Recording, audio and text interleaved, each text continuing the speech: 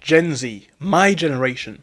The generation that I hear the most about on the internet. Gen Z are lazy, Gen Z this. Well, let's speak about something that I can actually say to be true. Something about our generation which is, at the least, concerning. Gen Z are simply not dating anymore. I mean, just look at the statistics, but realistically, look at the amount of people who you guys know. If you like me, someone who is 21 years old, and have friends, look at how many of those friends are single. Probably the majority of them, if not a vast amount. We're seeing this trend across a lot of the Western world, as it is called at the minute. Gen Z just are not dating. And there's a number of reasons I think for that. And there's a number of consequences because of that, both for men and women. I think the first thing, and the thing that's probably going to divide people in the comment section first, is who this is painful for. I've seen entire channels dedicated to the fact that this is hurting men, and how men don't want to date anymore, and I've even made videos on this subject myself. As a young man, I understand the consequences for young men a lot better than I might do for young women. With that being said, this is not a men exclusive issue. Women aren't dating either, right? Young girls, young women are not dating. We have this image that is a men issue, and we see this is now not. It's across the board, and it is very frightening. The truth of it is it affects everybody, or it affects every demographic of people. And as this continues, and probably grows, we should at least ask why this might be.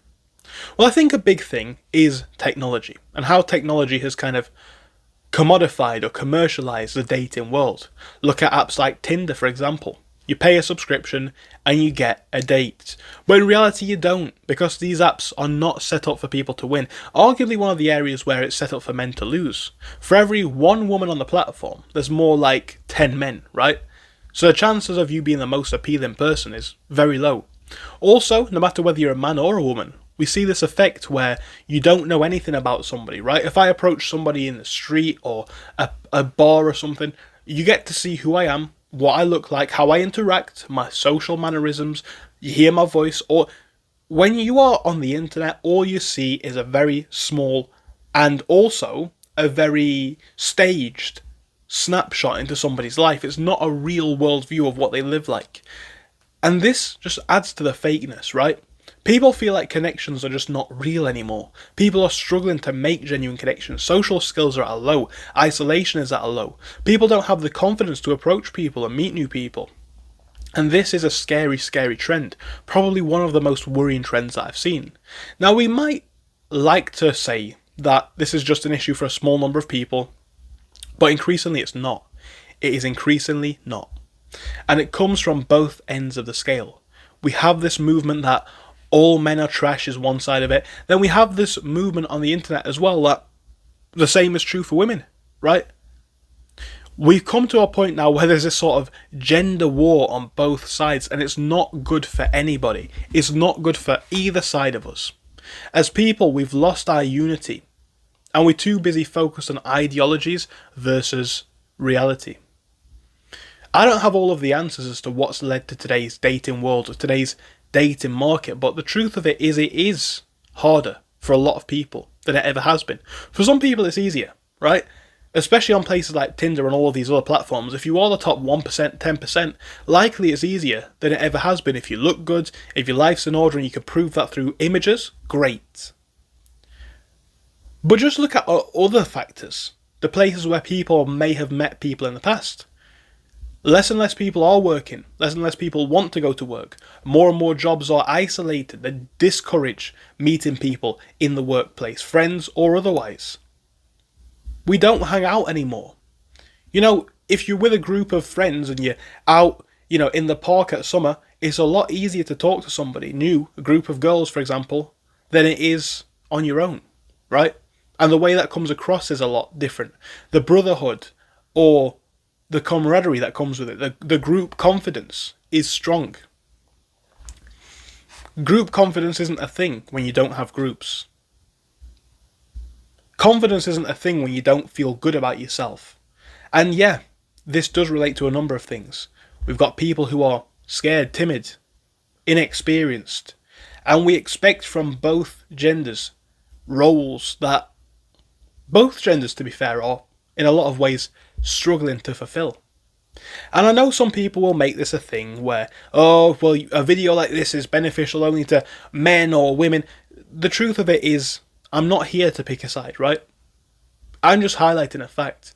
Less and less people are dating nowadays. We don't, as a generation, go out to the same degree. We don't socialise to the same degree.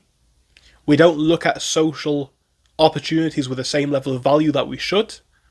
We don't, as a generation, connect as much as we should. We live on the internet. We spend most of our time there. We're not going out and finding new people. And of course, some of us are. Lots of us are. Right? Lots of us are. But when in history would there have been a time where you could get away with not having a social circle, friends or otherwise? You would have died. Caveman times, you could have not lived by yourself. Even just go back 100 years ago, it'd have been a lot harder. But the internet's made it so easy. Order everything online, pick it all up, right?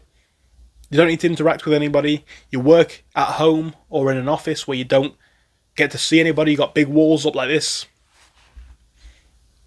The modern world does everything it can to facilitate people, or to make it easier for people to not speak rather than hang out and speak. It's easier and more convenient to not hang out with your fellow human. Think about that. Because everything's so much more efficient. Everything's so much more smooth and much easier. And this is worrying, right? Because on paper it's great. We've made everything so efficient and easy, and we can have everything at the... We're missing the human experience. And this is one of these things that's coming back to... It's coming back to punish us. It's coming back to hurt us. Because if we're not at one, between genders, between groups, if we're not meeting each other, what have we got?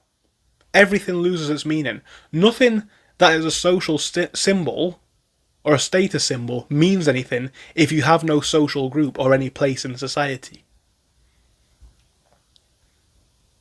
People aren't getting the chance to meet people. They're not choosing to meet people. Because a lot of people are scared. A lot of people weaponize the other gender.